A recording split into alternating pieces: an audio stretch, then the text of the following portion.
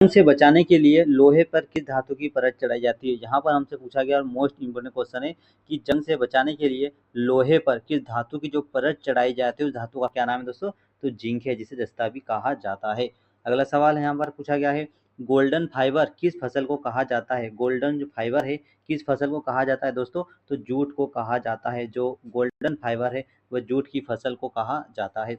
चलिए दोस्तों, अगला सवाल हमसे पूछा गया है कि ओडिसी नृत्य किस भारतीय राज्य की पारंपरिक कला है? ओडिसी नृत्य किस भारतीय पारंपरिक राज्य की कला है? तो ये ओडिशा राज्य की। किस राज्य की दोस्तों? तो ओडिशा राज्य की जो पारंपरिक जो नृत्य शैली है वह ओडिसी राज्य की ही है। अगला सवाल है, यूरेनियम के विखंडन के लिए किस प्राथमिक कण की आवश्यकता होती है दोस्तों? तो यहाँ पर राइट आंसर न्यूट्रॉन की होती है। यूरेनियम के विखंडन अगर होता है तो जो प्राथमिक कण की आवश्यकता होती है उसे न्यूट्रॉन कहा जाता है। अगला सवाल है, पेट्रोल की विस्फोटक शक्ति को मापने की इकाई क्या है? तो पेट्रोल की जो विस्फोटक शक्ति की जो मापने का जो मानक क्या है? तो ऑक्टेन नंबर में मापा जाता है। किससे? ऑक्टेन नंबर में इसे मापा जाता है। तो ऑप्शन नंबर सी हमारा दोस्तों क्या हो जाएगा? यहाँ पर राइट आंसर होगा। अगला सवाल है, प्रथम भारतीय एआई न्यूज एंकर लीजा को किस राज्य ने लॉन्च किया? देखो, प्रथम भारतीय एआई न्यूज एंकर जिसका नाम क्या था? लीजा, को किस राज्य ने लॉन्च किया था? तो यह ओडिशा राज्य ने लॉन्च किया था। चलिए, अगला सवाल हमसे पूछा गया है कि लियोनार्दो दा विंची द्वारा बनाई गई विश्व प्रसिद्ध पेंटिंग कौन सी है? तो मोनालिसा है। कौन सी दोस्तों? ये मोनालिसा। दोस्तों, ये मोस्ट इंपोर्टेंट क्वेश्चन है कि लियोनार्दो दा विंची द्वारा जो बनाई गई पेंटिंग है उसका नाम क्या है? तो मोनालिसा है।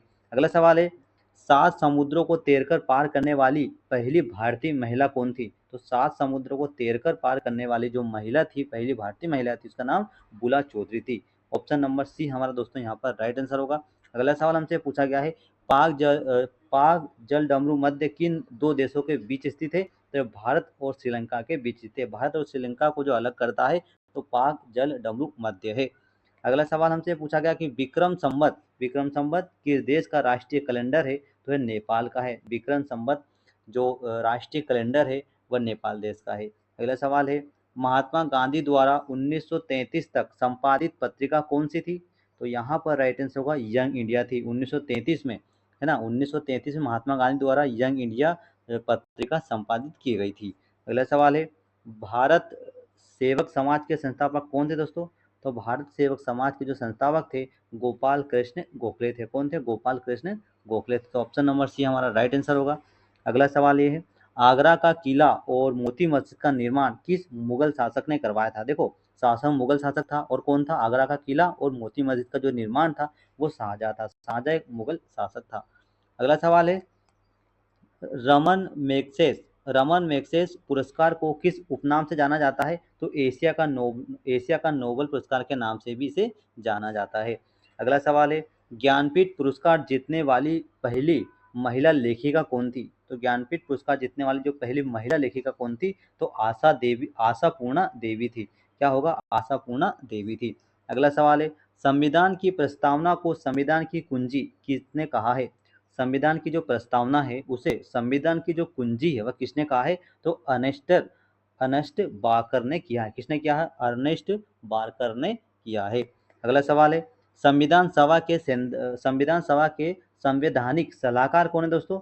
तो अगर संविधान सभा के जो संवैधानिक सलाहकार की बात की जाए तो BN राव है। ऑप्शन नंबर ए दोस्तों हमारे यहाँ पर क्या होगा? राइट आंसर होगा। अगला सवाल है, भारतीय संविधान का विचार सर्वप्रथम किसने दिया था? भारतीय संविधान का जो विचार है वो सर्वप्रथम किसने दिया था?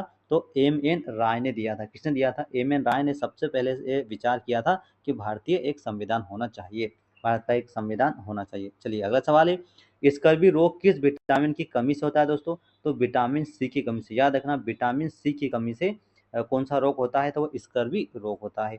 अगला सवाल है, अदरक का वानस्पतिक रूप से कौन सा हिस्सा खाया जाता है?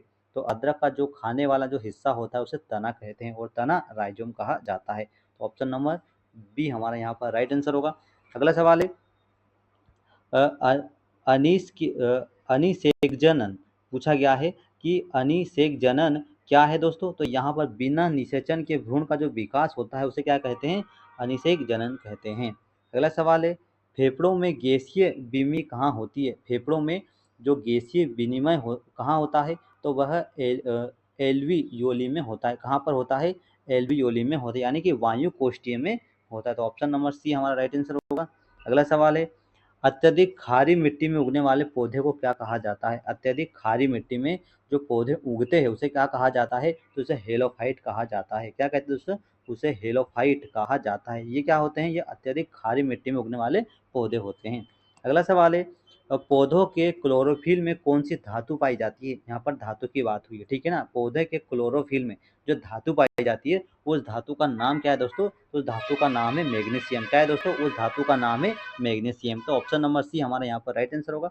अगला सवाल है, डेविस कप किस खेल के खिलाड़ियों को दिया जाता है? डेविस कप किस खेल के खिलाड़ियों को दिया जाता है? तो टेनिस के खिलाड़ियों को डेविस कप दिया जाता है, ठीक है ना। तो डेविस कप का जो संबंध है वह टेनिस खेल से संबंधित है, ठीक है ना। ये याद रखना है, मोस्ट इंपोर्टेंट क्वेश्चन है। चलिए अगला सवाल है, रणजी ट्रॉफी का संबंध किस खेल से संबंधित है दोस्तों? जो रणजी जो ट्रॉफी है उसका संबंध किससे? तो क्रिकेट से संबंधित है। जो रणजी ट्रॉफी है क्रिकेट से संबंधित है। अगला सवाल है, थॉमस कप किस खेल का प्रसिद्ध ट्रॉफी है? तो जो थॉमस कप है वो बैडमिंटन से संबंधित है, ठीक है ना। बैडमिंटन खेल है जिसमें जो कप दिया जाता है उसका नाम है थॉमस कप। चलिए अगला सवाल है, सुल्तान सुल्तान अजलान शाह कप का संबंध किस खेल से है? तो हॉकी से है। सुल्तान अजलान शाह जो कप है वो हॉकी से संबंधित है। अगला सवाल है, राइडर कप का संबंध किस खेल से दोस्तों? तो जो राइडर कप है वह गोल्फ से संबंधित है। राइडर कप का जो संबंध है वह गोल्फ से संबंधित है। अगला सवाल है, बिरजन ट्रॉफी किन दो देशों के क्रिकेट बोर्ड द्वारा खेली जाती है? देखो बिरजन ट्रॉफी यहाँ पर बात की जाए और दो देश के बीच खेली जाती है, तो उन दो देशों का नाम क्या है दोस्तों? तो इंग्लैंड और वेस्ट इंडीज दो देश है जिनके बीच ट्रॉफी खेली जाती है, ठीक है ना। और इस ट्रॉफी का क्या नाम है? बिजडन ट्रॉफी। और किससे संबंधित है? खेल कौन सा है? क्रिकेट। अगला सवाल है, फीफा वर्ल्ड कप की शुरुआत किस वर्ष हुई थी दोस्तों? तो फीफा वर्ल्ड कप की जो शुरुआत है सन 1930 से शुरू हुआ था। जो फीफा वर्ल्ड कप है 1930 से इसकी शुरुआत हुई थी। अगला जो नेक्स्ट क्वेश्चन है, टेनिस का सबसे पुराना टूर्नामेंट कौन सा है? तो यह विंबलडन जो खेल है वह टेनिस का सबसे पुराना खेल है। अगला सवाल है, एशेज सीरीज किन दो देशों के बीच खेली जाती है दोस्तों? एशेज सीरीज किन दो देशों के बीच खेली जाती है? तो इंग्लैंड और ऑस्ट्रेलिया के बीच खेली जाती है। याद रखना, एशेज सीरीज है वह इंग्लैंड और ऑस्ट्रेलिया के बीच खेली जाती है। अगला सवाल है, कंप्यूटर की किस पीढ़ी में ट्रांजिस्टर का प्रयोग किया जाता है? तो याद रखना, कंप्यूटर की जो सेकंड पीढ़ी है जिसमें किसका उपयोग किया गया था? तो ट्रांजिस्टर का उपयोग किया गया था। तो ऑप्शन नंबर बी हमारा यहाँ पर दोस्तों राइट आंसर होगा। अगला सवाल है, आईसी चिप्स का जो आविष्कार है वह किसने किया था? तो जे.एल. किल्बी ने। याद रखना, आईसी जो चिप है, ठीक है ना, इंटीग्रेटेड सर्किट जो टी चिप है उसका जो आविष्कार है वह जे.एस. किल्बी ने किया था। अगला सवाल है, heart and soul of constitution किसे कहा जाता है? तो अनुच्छेद 32 को कहा जाता है। अगला सवाल है, विश्व का सबसे बड़ा लिखित संविधान किस देश का है? तो अगर बात किया लिखित संविधान की तो सबसे बड़ा लिखित संविधान भारत देश का है। याद रखना, उसमें मोस्ट इंपोर्टेंट क्वेश्चन है कि भारत का सबसे बड़ा लिखित संविधान किस देश के पास है? सबसे बड़ा लिखित संविधान तो भारत देश के पास है। अगला सवाल है, पीलिया रोग में शरीर का कौन सा अंग प्रभावित होता है? तो ये लीवर होता है। क्या होता है? लीवर प्रभावित होता है। पीलिया में सबसे प्रभावित अंग कौन सा है? लीवर है।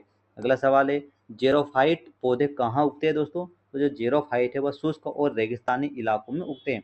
जेरोफाइट से जो मरुद्भिद जो पौधे होते हैं, मरुद्भिद पौधे वह शुष्क और रेगिस्तान इलाकों में ही उगते हैं। अगला सवाल है, मानव रक्त का जो लाल रंग होता है वह किसके कारण होता है? तो वह हीमोग्लोबिन के कारण होता है। जो मानव रक्त का जो लाल रंग है वह हीमोग्लोबिन के कारण ही लाल होता है, ठीक है ना। अगला सवाल है, प्रथम जनरेशन के कंप्यूटर में कौन सा ऑपरेटिंग सिस्टम प्रयोग होता है? तो बेच ऑपरेटिंग सिस्टम का प्रथम जनरेशन कंप्यूटर में जो ऑपरेटिंग सिस्टम का प्रयोग होता है उसे बेच ऑपरेटिंग सिस्टम कहा जाता है। अगला सवाल है, एशिया का नोबेल पाने वाले पहले भारतीय व्यक्ति कौन थे? तो एशिया का नोबेल पाने वाले पहले भारतीय व्यक्ति की अगर बात की जाए तो आचार्य विनोबा भावे थे। Option number B right answer होगा।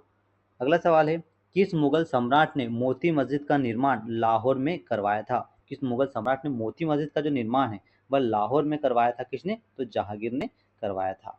अगला सवाल है, कौन सा वर्णक आंखों के पीलेपन के लिए जिम्मेदार है दोस्तों? तो बिली रूबिन। याद रखना, कौन सा वर्णक आंखों के पीलेपन के लिए जिम्मेदार है? तो बिली रूबिन है। अगला सवाल है, भारतीय संविधान सभा की प्रथम बैठक कब हुई थी? संविधान सभा की प्रथम बैठक कब हुई थी? तो 9 दिसंबर 1946 को हुई थी। याद रखना, 9 दिसंबर 1946 को संविधान सभा की पहली बैठक हुई थी। अगला सवाल है, विटामिन सी का प्रचुर स्रोत क्या है? तो आंवला है। क्या है? आंवला में सबसे ज़्यादा विटामिन सी की मात्रा पाई जाती है। अगला सवाल है, जेट प्लांट किस प्रकार का पौधा होता है दोस्तों? तो जेट प्लांट जो होता है वह सकुलेंट पौधा होता है। किस प्रकार का? तो सकुलेंट प्रकार का पौधा होता है। अगला सवाल है, मैंग्रोव वन भारत में सबसे अधिक कहाँ पर पाए जाते हैं? तो मैंग्रोव वन भारत में सबसे अधिक कहाँ पर पाए जाते हैं? तो सुंदरबन यानी पश्चिम बंगाल में पाए जाते हैं। कहाँ पर? सुंदरबन कहाँ पर है? तो ये पश्चिम बंगाल में है। अगला सवाल है, फेड कप का नया नाम क्या है दोस्तों? फेड कप का नया नाम क्या है? तो बिली जीन किंग कप। याद रखना, फेड कप का जो नया नाम क्या है? तो बिली जीन किंग कप है। अगला सवाल है, भारत में पहली बार संविधान संशोधन कब हुआ था? तो सन 1951 में। भारत में पहली बार संविधान संशोधन सन 1951 में हुआ था।